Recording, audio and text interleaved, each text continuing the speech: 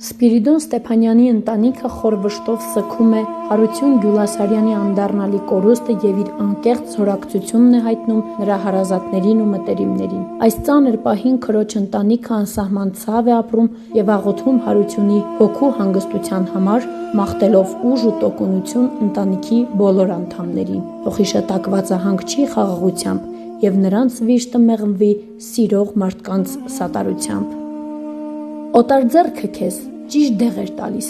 բայց սրտի ցավը սրտից էր գալիս,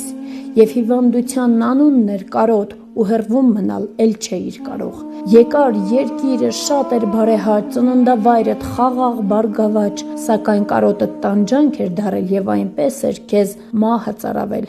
իսկ դու որ պիտի դառնայիր գալիք, հողեղեն էիր, հող դարձար բալիկ։ Աստված քեզ սիրեց ու տարավ իր մոտ, կբուժի այնտեղ սիրտդ հիվանդոտ։